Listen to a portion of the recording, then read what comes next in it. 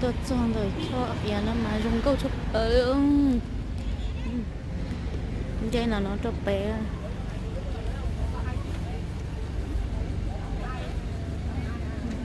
nó chụp bé nó chụp là nó chụp bé đó anh đưa rõ thâu ít chọn một lọ được thay tu lúc này có còn mỏ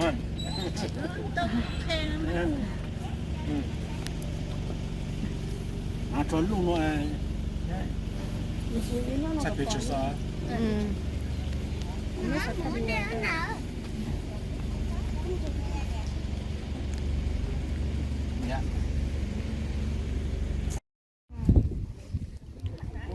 nó phải được sao mà nó là thay nó phải mua gì nữa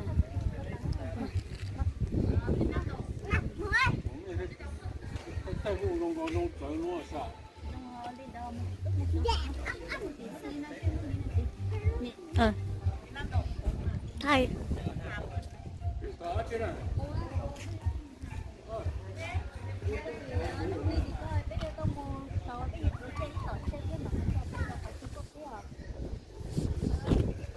mà mua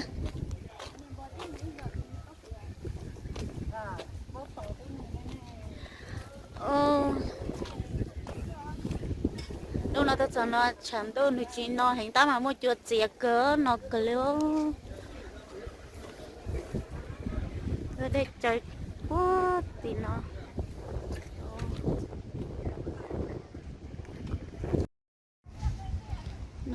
nó trả cá tôi sẽ khỏi cho cô nào là thì trong nhân rồi cho cô này thọ gì đừng đọt tua luôn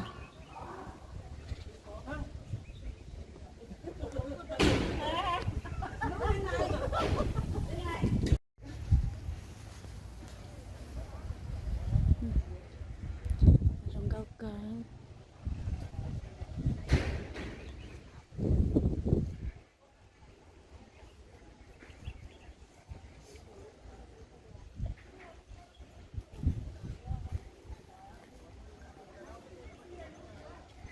trong cao cỡ tôi trong học bài mà trong có chấp lời liền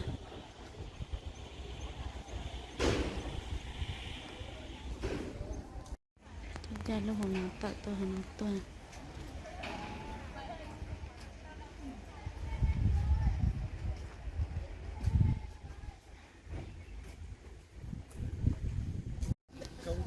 nó cho kê ăn dây mù cho bé lên mùa dạ tiền đâu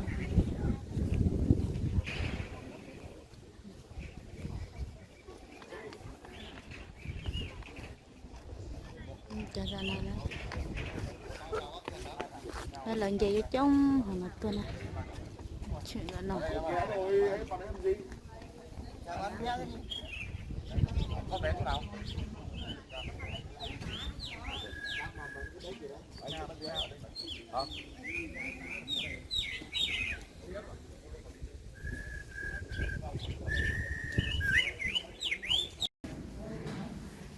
này lau tôi cho khán nói trong ly trà sao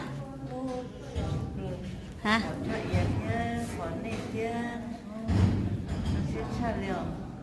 cũng là trong xe cha lấy tiền khó cứ trong xe cứ nói chơi của tao chứ chỉ lòng này cũng chỉ này cho của bọn này của trong xe chấp lại nó nói phải muốn cho tao học nó chị phải tao học nó mua đó chị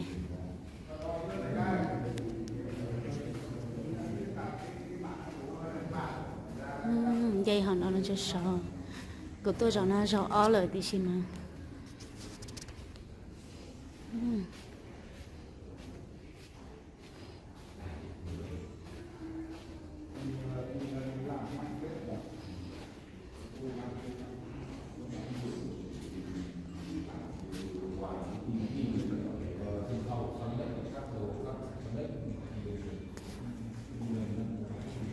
tuyệt vời đó, ôi chua hay chua.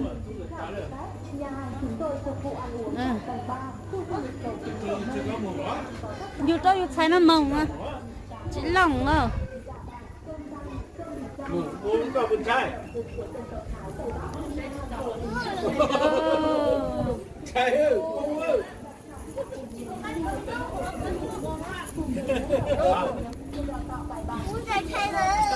cú chăn chai cái tháp sáng của bạn là chín chai chai mà cái trái đó nè giờ tôi tìm giờ tôi tìm mù tôi đổ thay tôi rồi ô tôi à no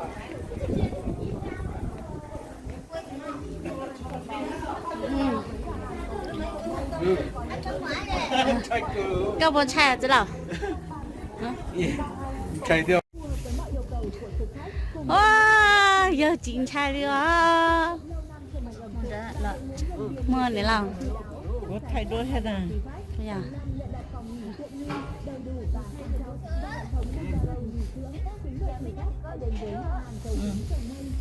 Tôi thay đổi. chạy ơi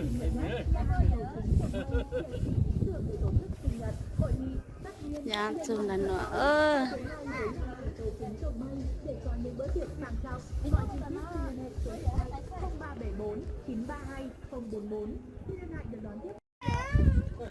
đó chả là cái mù nó cho tí với một tí khó sát tí nữa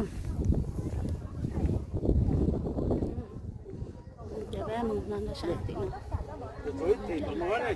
cho tí nữa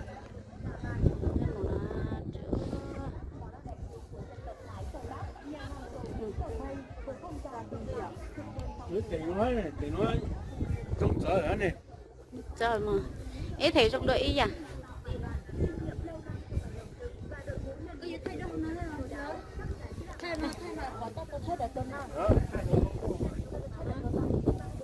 ủa lúc tiền Hết tao khơi xét nó nè. Mới lấy tôi rồi. lấy tao mà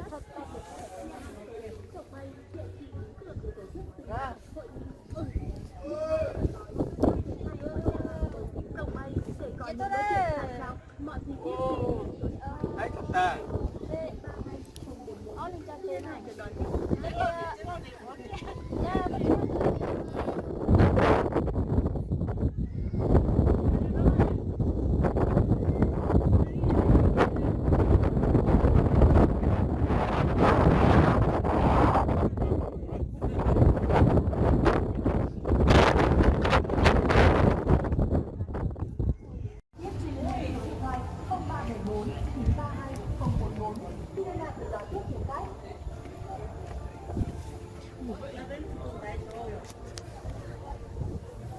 một tàu còn nó ra tí đó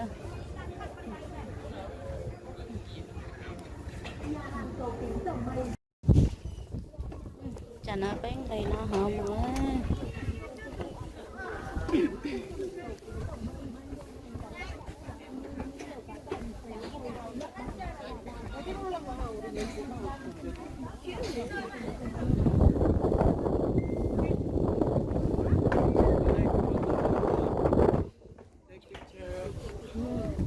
Mai chào. lúc đó chán tôi giống gạo giống lành tôi chỉ cờ ơ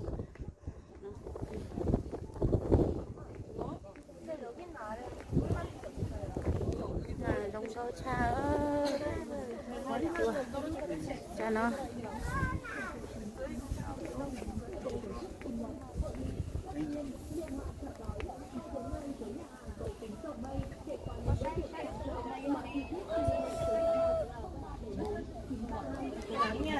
sao rồi già bị số giật trúng Thế nào ấy nhỉ?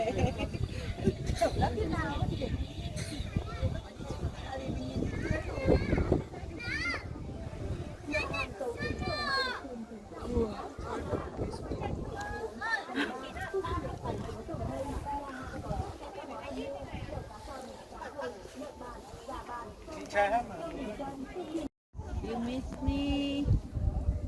I at the last beach.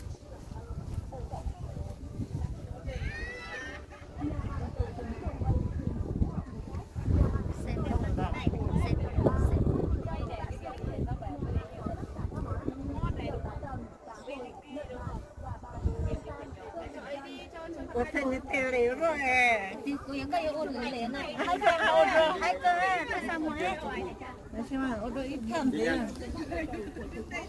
มันก็ต้นนี้คนละกี่ร้อยมันละกี่ร้อยก็ไปเท่ากันมาแล้วมัน Rồi, trở đi rồi.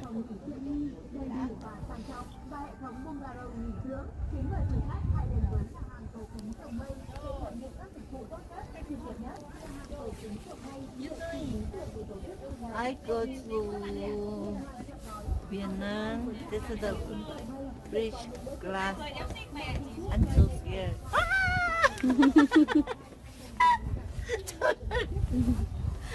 Ôi, này tức phải ô đó. Ô đó.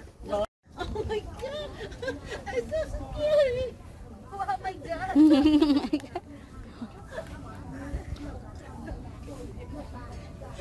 Cả.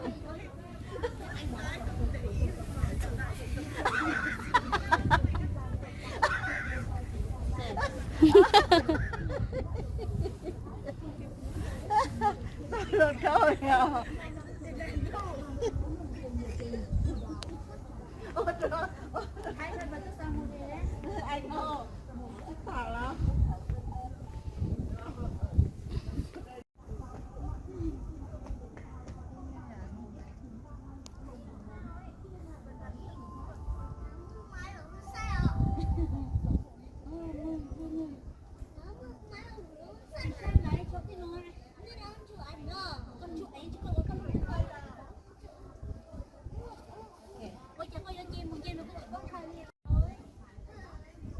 Nhỏ đấy, còn ai giờ hỏi cho cái nào cho cái một cho lấy châu, một cho Điện Biên nữa.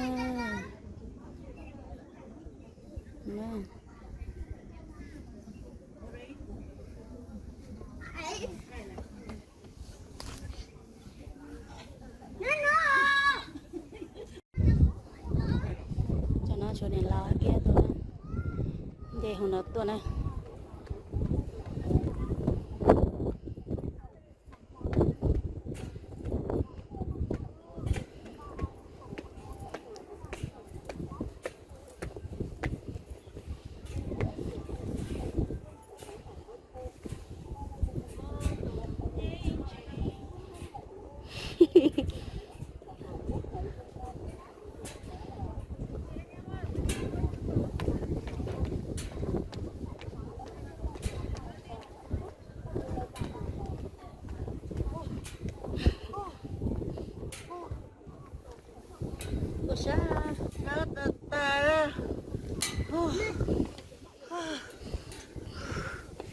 Wow, basta.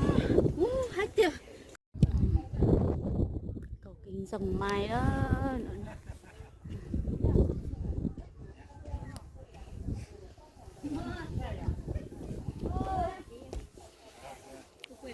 Mừng lâu. Chú bảo mày chụp thẳng đường này sao này đẹp.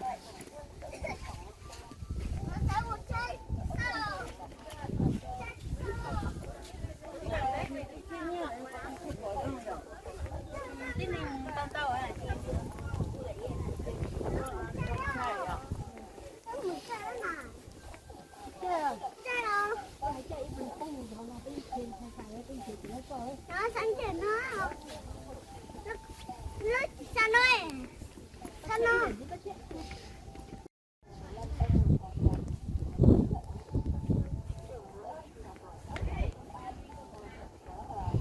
Còn làm gì nó sợ nữa. Nó sẽ làm gì.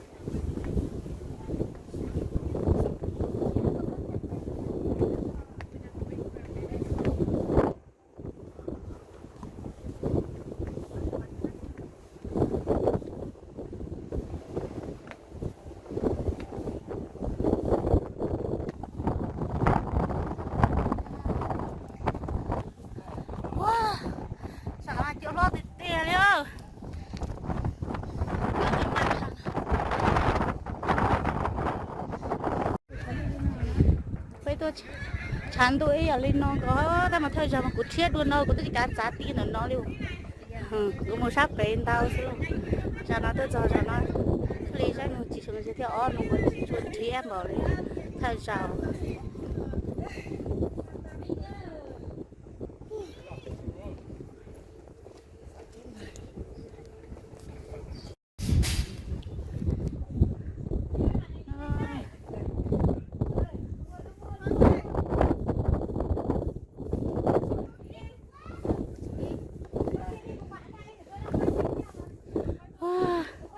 cái thì nó tôi tôi chết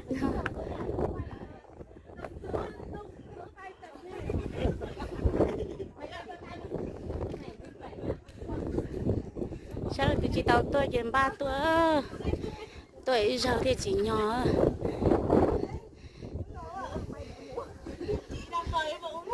nhờ hai chào hai chào cho có muốn rồi ôm một cả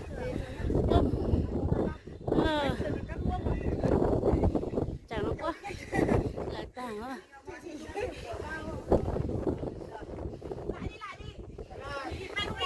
Mày đi theo tao chứ mày. Nè mày đứng đây thì nói chuyện đi.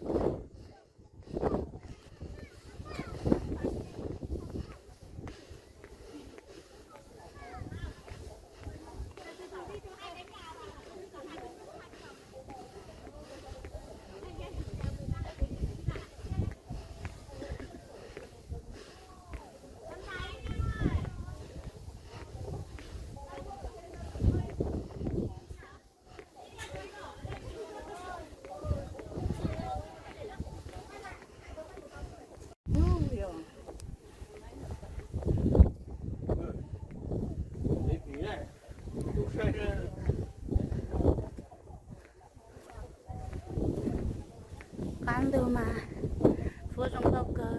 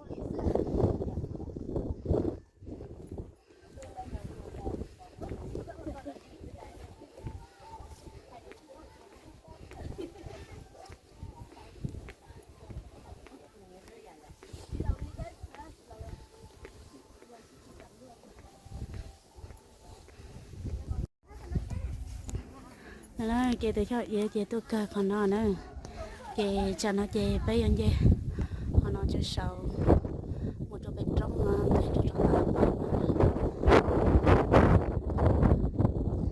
chán kể bây tôi cho nó kể bây giờ khó cơ cơ cho yên ở nó ha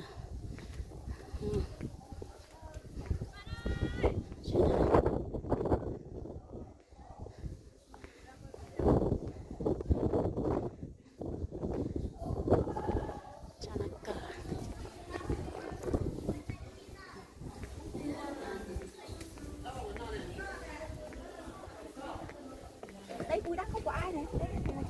Để cầm cầm này. cho ăn tức cơ con nó đâu Ở đây à? dạ vừa tới kịp lên rồi xịt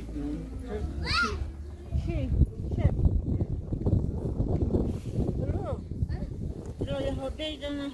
Hồi đây hả? Đây đó. Đây cái bún một theo chiếc tên này. Hả? Ở đây à? dạ vừa tới kịp lên rồi xịt Rồi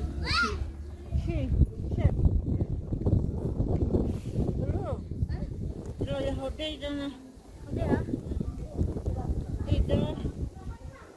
đây đó bố một theo chết đây nè hả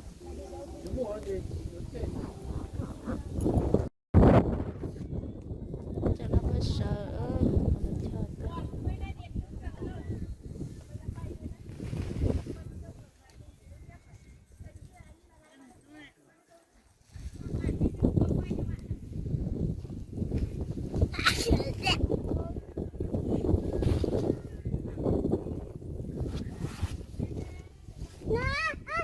đừng có chấp lên á lên từ xa lo sai lo nhà tiền nhớ tới thấy chờ ấy chỉ báo lo nó tôi giờ chỉ muốn theo lúa nó là họ chỉ nhiều cú giờ trên nhà nó là họ hụt cú nữa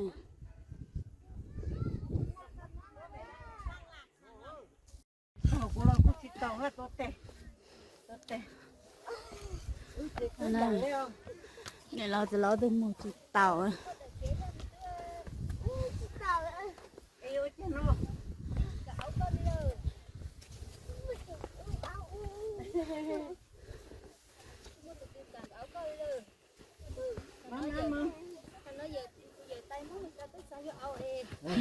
phải có lấy ao rồi mông cả mông cả một cái tàu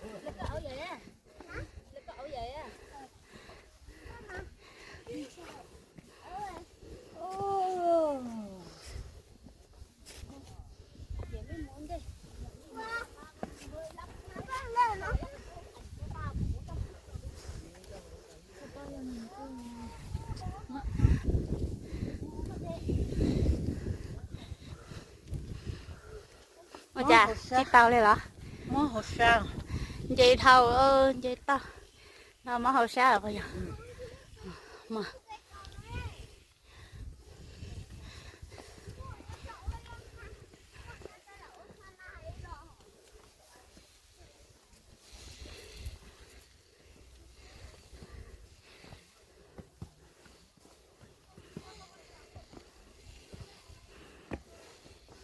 cái hạt tàu từ nữa nè dạ hả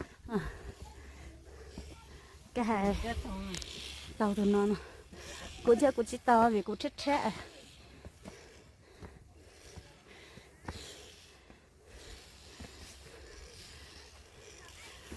bắt tàu từ nó tiểu lùng nè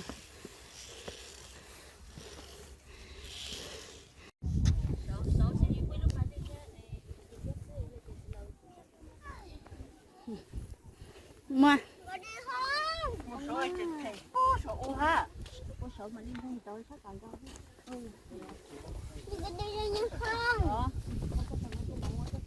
để muốn sao tao muốn theo là tức rồi ha tao tao đây tao chắc chỉ là một chiếc tàu rồi sao nó thì in đại rồi ui thì cái chat này rồi nè cái này có cái đẹp thua nó cái xa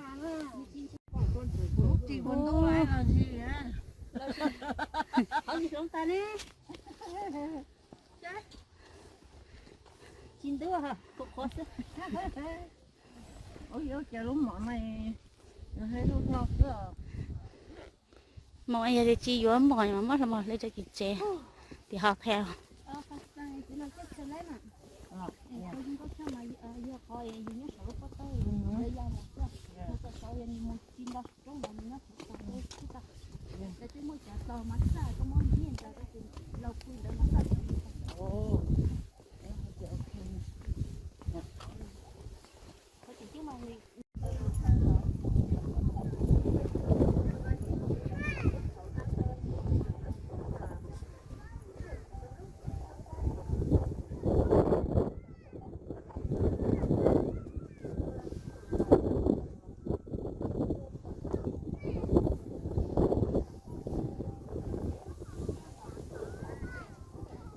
cây màu đó cho nên cây nó cho họ nhỏ lanh từ xã là gì nó là họ là che hơi chỉ nhẹ xứ gia đình nhẹ nó là họ hữu cụ cho nó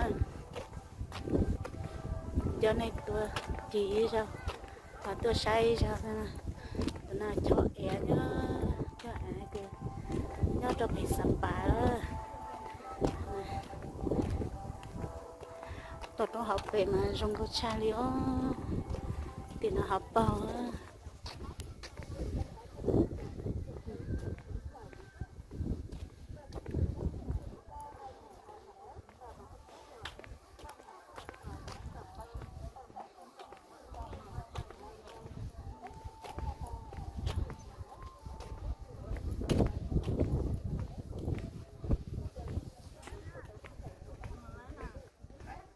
Những bữa tiệc sang trọng, mọi chi tiết xin liên hệ số điện thoại 0374 932 044. Nó chỉ là Xin liên hệ thành để đón tiếp tao quý cho khách. con cho cái nó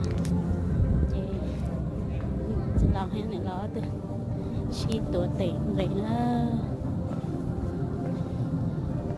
Nhà hàng Cầu Kính Rồng Mây xin kính chào quý khách. Nhà hàng chúng tôi phục vụ ăn uống tại tầng 3, khu du lịch Cầu Kính Rồng Mây.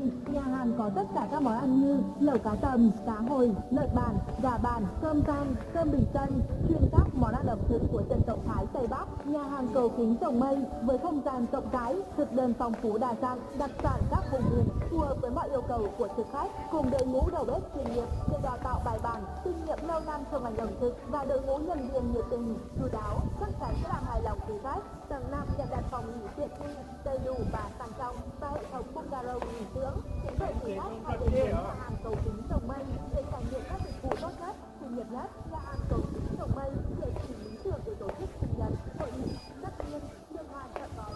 Hãy đến ngay với nhà hàng Cầu Kính Rồng Mây để có những câu chuyện sáng tạo. Mọi chi tiết liên hệ số điện thoại 0374 932 044. Xin chào để đón tiếp quý khách.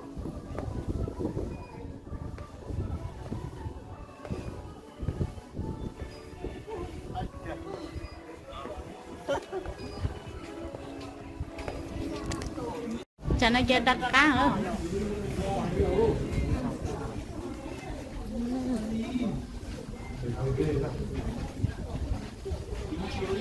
Cho nó đó thấy chặt cá mù nữa.